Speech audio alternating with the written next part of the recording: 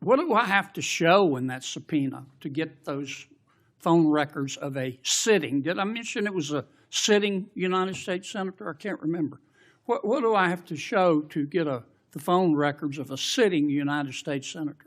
Yes, Senator, there were actually 8 sitting United States senators. Yeah, I heard that. And you would have to have cause. I'm sorry, what do I have to show? You would have to have cause to get the Good subpoena. cause or probable cause? Probable cause. Okay. Probable cause, or if it's a subpoena duces tecum, good cause, to show what? You would need good cause for a subpoena duces tecum, and what you would have to show is that you believed a crime had been committed, or there was a possibility of a crime, or that could lead to other crimes. We frequently, in criminal enterprises, subpoena cell phones. By the sitting United States senator? Senator, they would have to have believed you were part of a criminal conspiracy, is my understanding. Would a judge have to sign off on it? The Attorney General tries to stay calm, answering carefully, "No, Senator, of course not." But the Senator doesn't stop. He presses again and again, demanding to know what legal grounds could ever justify such a move. The phrase probable cause surfaces, the legal backbone that allows authorities to act when they have reason to believe a crime has been committed. But here's the twist: the Senator hints that there wasn't any real probable cause at all.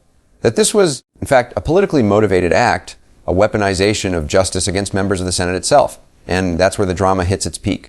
Because if true, this isn't just about a few phone records, it's about the potential abuse of the justice system to monitor and intimidate lawmakers. Think about it. The same government that promises to protect citizens' privacy could be violating the privacy of its own elected officials. That's not oversight, that's overreach. That's power without restraint. On the subpoena? Yes, Senator. Well, for a subpoena duces tecum, Jack Smith probably took it straight to the judge. Now, the phone companies, particularly their general counsel, if they're worried about civil liability, even with a subpoena to get the phone records of a sitting United States senator. Did I mention it was a sitting United States senator? Yes, Senator. The general counsel for that phone company, let's say AT&T, they have the right to seek to quash that subpoena, don't they? Phone companies frequently do that. Yeah. And a smart general counsel for that phone company is going to call the sitting United States senator and say, would you like to weigh in on this? Would you like me to quash the subpoena? We're talking about invading someone's privacy here by a sitting United States senator. Could the general counsel for the phone company do that? Well, Senator, if they believe that a crime could have been committed, they could not tip off the person who committed the crime. Again, I can't comment on details of this particular case. I'm just asking you theoretically. I've never seen you commit a crime, Senator Kennedy. But let's suppose, okay, they didn't want to tip off the sitting United States senator. But the phone company and the general counsel for the phone company, or companies, if there were more than one involved, could say, you know, this is serious as an aneurysm. This is serious as 4 heart attacks and a stroke. This is a sitting United States senator. So general counsel would likely advise the CEO, well, you need to file a motion to quash. The telephone companies could have contested those subpoenas, could they not? Hypothetically, yes. I can't talk about the facts of this particular case. We're talking hypothetical. Senator, subpoenas are issued all the time through phone companies working with the general counsel. But they can file a motion to quash. Lutnick's words weren't vague. He claimed Epstein used a method that was as disturbing as it was effective. Get a message, Lutnick said. And what happened in that message room, I assume, was on video. He suggested that Epstein's entire empire wasn't built on business or brilliance, but on blackmail, on secrets, shame, and control. That statement alone should have set off alarms across every federal agency. But according to the senator, the FBI hadn't even bothered to interview Lutnick about his claims. Imagine that. A former government official makes a statement this powerful, this specific, and the Justice Department doesn't follow up. The senator was visibly stunned. His disbelief turned into frustration as he pressed the Attorney General again. Don't you think you ought to talk to him after this interview? The Attorney General's answer was chilling in its indifference. If he wants to talk to the FBI, he can. That response felt like a door slamming shut on truth. Now, let's be honest, how many times have we heard promises that the Epstein case would finally expose everyone involved? Yet, every time someone tries to pull the curtain back, the system goes quiet.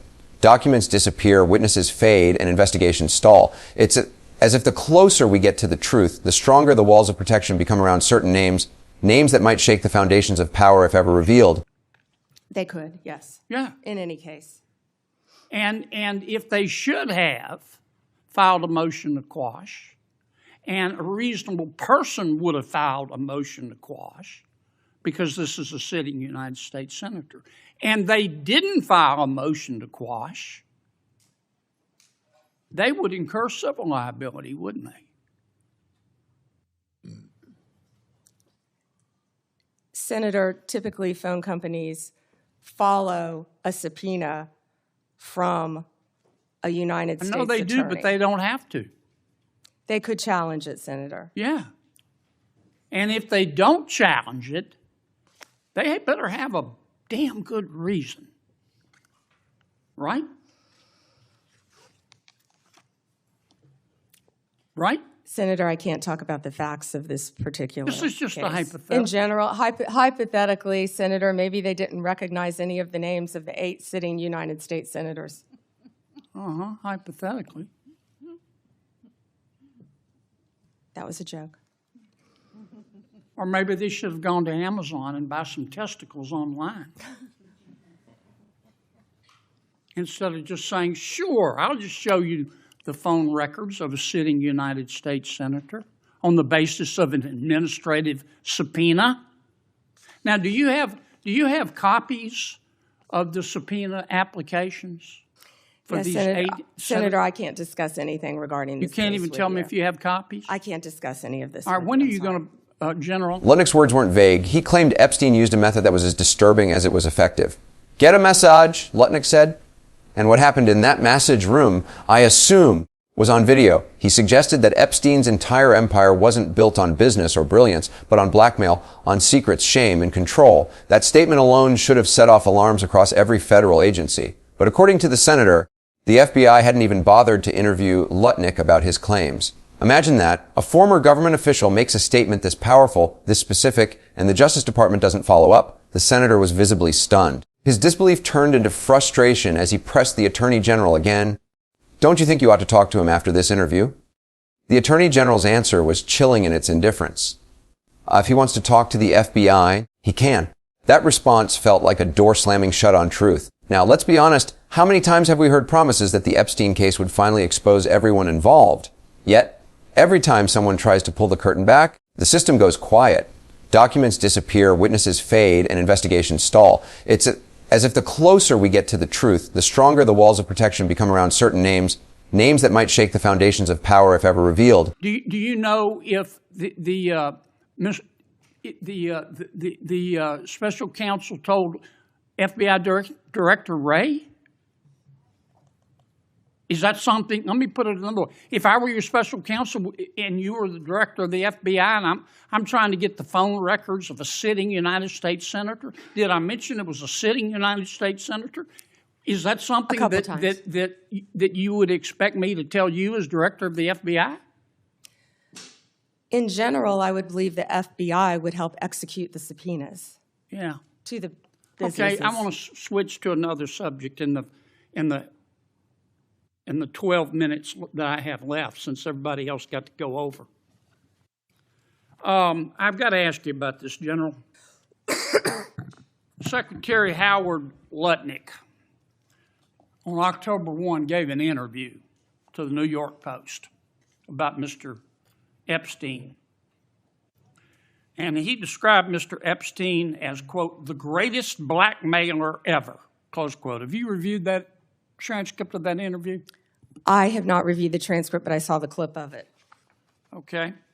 It appears that Secretary Lutnick was Mr. Epstein's next-door neighbor.